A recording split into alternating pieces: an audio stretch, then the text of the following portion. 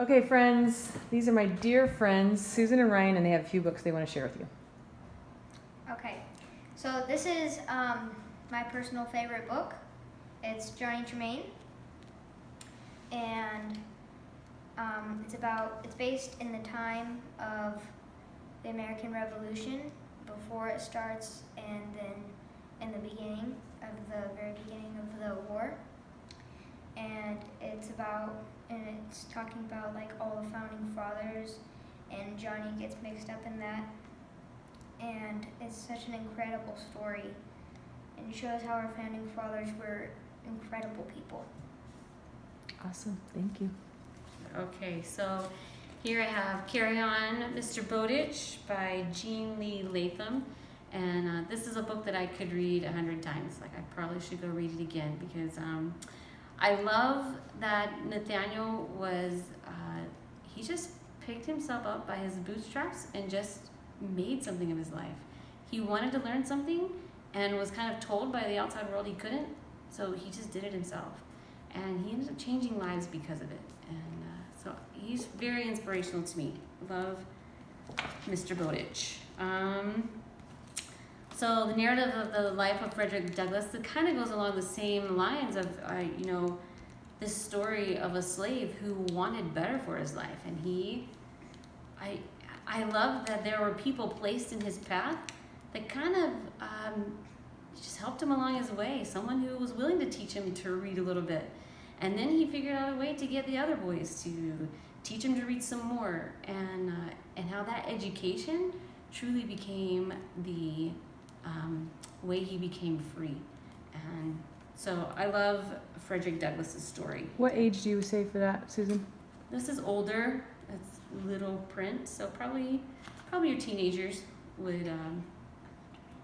You're close to a teenager, so that might be for a little bit older read. Might be a little dry for some of the A little younger bit of kids. slavery, a little bit of some Yeah, some hard times. mature material that way, a little bit. Yeah, but it's just incredible. He overcame. So, do love that.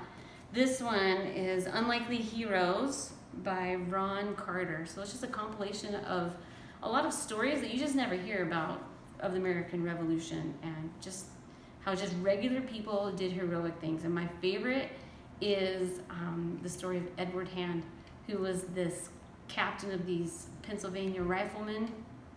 And he just gets set in this awful situation where he's in charge of, like, maybe he has 200 men, and all of a sudden there's 5,000 British troops coming like an hour away. And his main goal is just to delay the troops so that Washington can get all the rest of the camp out of there. And just all day long, they're just hiding behind the trees and just shooting at the British and then retreating, and then they'll set up and they'll shoot and retreat. And it's just a miserable day, but also filled with some miracles. And then, like, through the end, they're saved. They make it. Washington is saving them with his artillery when they were just about ready to give up. And he's a true hero. So it's just filled with great stories. It's way better to read it. So Will you open it up real quick, Susan? Show them the length of a story, for example. Okay, yeah. So let's see. Here's my table of contents. Several of those. It's very readable, especially as a read aloud. Like, that would be, that's just one story right there, just a few pages. So it'd be great to read these stories to your family. It's one of my top 5 for sure. Yeah. So easy to read and just great. This is called Promises of the Constitution. It's written by Pamela Romney Openshaw. And it has this little lesson book as well as a student workbook. I'll be honest, we never used the student workbook. But I do like this little lesson book. Will just have like some discussion questions, and so you can do as much of that as you want. But the real gem of it is that there's not very many history curriculums that you actually get all the way through, but we did this one. And it's just like 2 pages a day. There's just a little section each day, and then you talk about it. And it's the story of how the Constitution was written, and then it goes through what each article in the Constitution means and what these laws are for. And and the amendments as well. So we actually did read through that every day, like at the beginning of our school day, and we all loved it. And So, Susan's oldest just said that she loved the discussions that came out of that.